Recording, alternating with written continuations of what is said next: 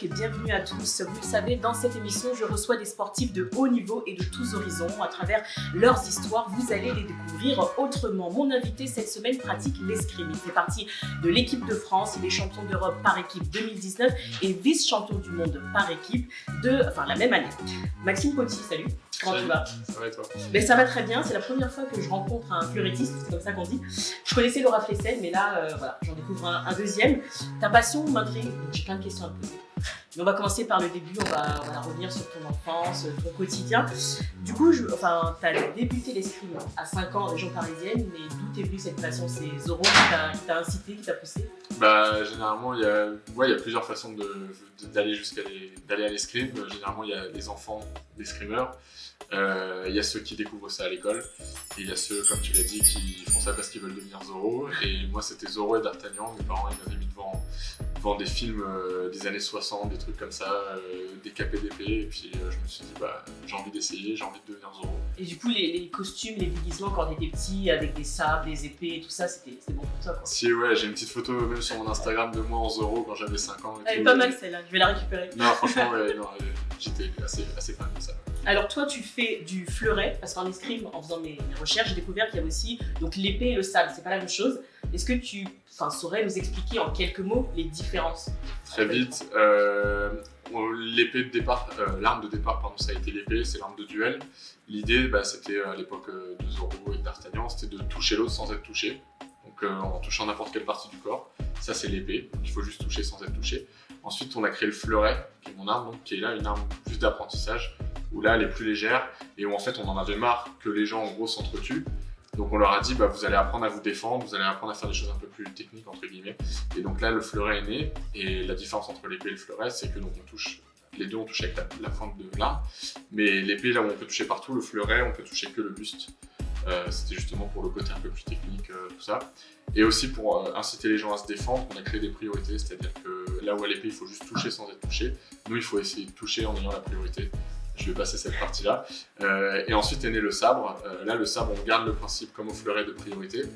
Sauf que là, on peut toucher avec tout le tranchant de la lame, du bas du buste jusqu'à la tête. Et en fait, la seule partie qu'on ne peut pas toucher au sabre, c'est les jambes. Pourquoi? Parce que le sabre, c'était à cheval. Et le cheval, il avait plus de valeur que l'homme, donc on n'attaquait jamais le cheval. On attaque au-dessus, avec le sabre, avec le tranchant, et avec des priorités comme au fleuret. J'ai essayé de faire ça. C'est clair, ouais. Je sais pas si, bref, mais très clair. Alors, c'est pas pratique de pratiquer l'escrime. Est-ce que, en grandissant, ça t'a collé une image, une étiquette? Parce que par exemple, ceux qui font du golf, ceux qui font du tennis, entre guillemets, on dit que ce sont, qui font des sports de riches.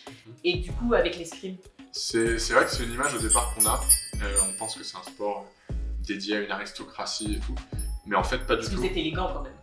Ouais, moi je. Une certaine tenue. Les gens, oui, mais alors l'histoire de la tenue blanche, ça rejoint l'histoire des armes, c'est parce qu'en fait, il fallait être en blanc pour justement, au lieu de se tuer à l'épée, ils voulaient juste voir qui saignait le premier. Donc il fallait que la tenue soit blanche pour que le sang y ressorte. Ça vient de là.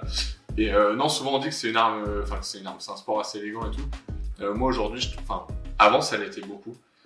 Aujourd'hui, avec le sport de haut niveau, la compétition, c'est vraiment devenu un sport de combat et moi je l'assimile plus trop à une certaine élégance, je l'assimile plus à de la baston entre guillemets. Et c'est devenu un sport vraiment, je dirais pas populaire, parce qu'en effet, si on compare la licence d'escrime à la licence de football, c'est pas la même. Mais quoique, il y a un club d'escrime à Trappes par exemple, où la licence elle est, si je ne m'abuse, à 130 ou 160 € l'année, ce qui vaut des licences de foot. Donc en fonction des endroits où on va pratiquer l'escrime, il y a des licences accessibles. Oui, le matériel est un peu plus cher, mais on peut le louer en club. Moi, je suis pas d'une famille aisée.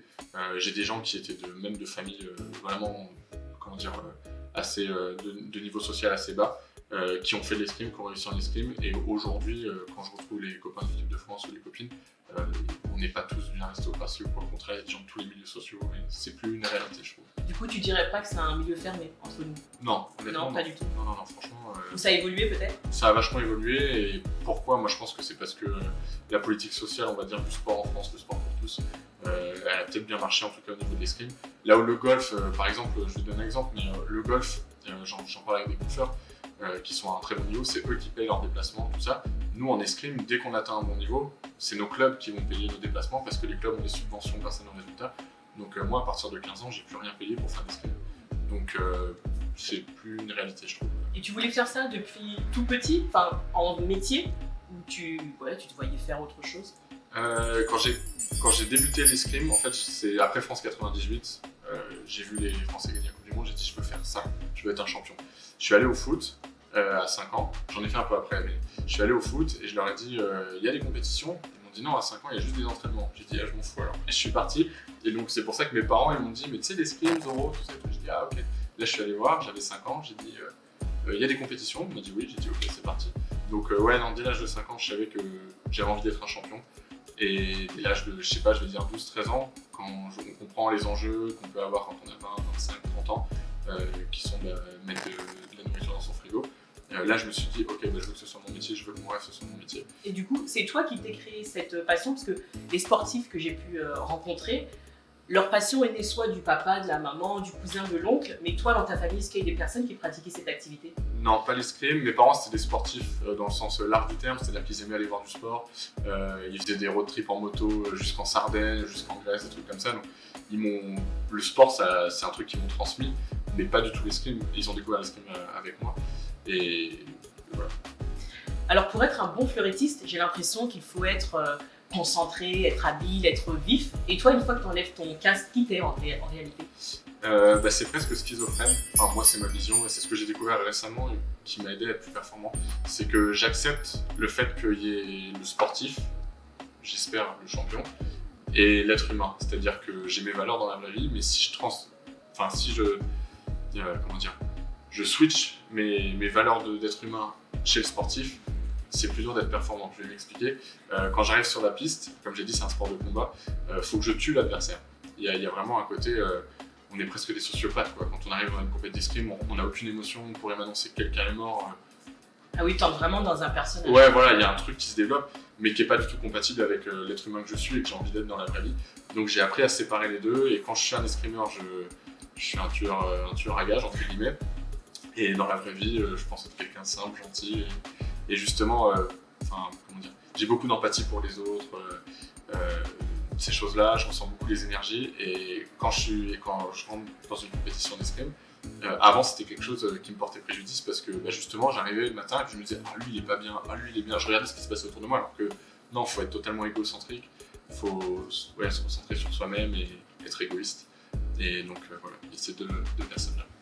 T'es un passionné de sport, tu as une famille qui aime le sport. Est-ce que tu regardes d'autres sports à la télé, et si oui, lesquels? Oui, je suis un passionné de sport, j'adore le sport, je trouve que c'est une métaphore de la vie et ça me passionne. Je suis même plus intéressé par tout ce qui est documentaire, inside des sportifs que le jeu en lui-même.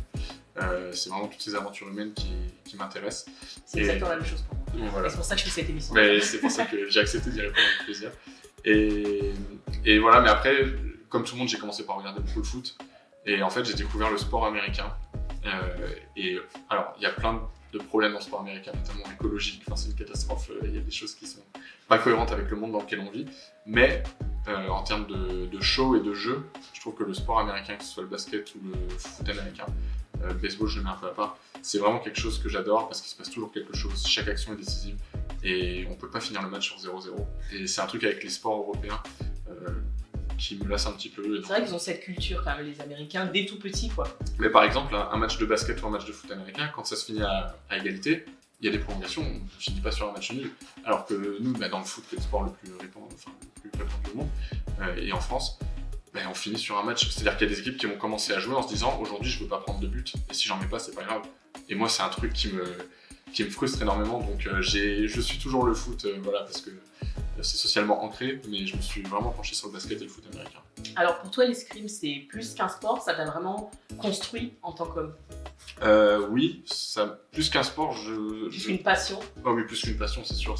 Aujourd'hui, c'est à part ma famille, c'est mon centre d'intérêt principal. Maintenant, c'est plus, encore une fois, comme je disais, les aventures humaines, c'est les gens que j'ai rencontrés qui m'ont donné envie de continuer dans l'escrime. Et c'est cette aventure humaine qui me parle, c'est-à-dire que honnêtement, j'aurais pu faire du tennis, j'aurais pu faire plein d'autres sports. C'est pas l'escrime, j'aime ça, mais c'est pas le sport en lui-même qui m'attire le plus, c'est toute cette aventure humaine. Et je vais donner un exemple, c'est que quand j'avais 14 ans, j'ai dû choisir entre le foot et l'escrime. Au foot, je dis pas que je serais devenu professionnel, mais j'avais un bon niveau et on m'avait proposé d'intégrer une équipe nationale à l'époque. Et je savais qu'il fallait que je fasse un choix. Et l'une des choses qui m'a donné envie de choisir l'escrime, c'est mes potes. Et ce qui est marrant, c'est que j'ai choisi le sport individuel pour l'aventure humaine et j'ai délaissé le sport collectif parce que l'aventure humaine me convenait moins. Donc voilà, l'escrime pour moi, c'est ça. C'est, comme dirait Otis dans Astérix, c'est des rencontres. Le sport en général, c'est drôle. Ouais, c'est des rencontres.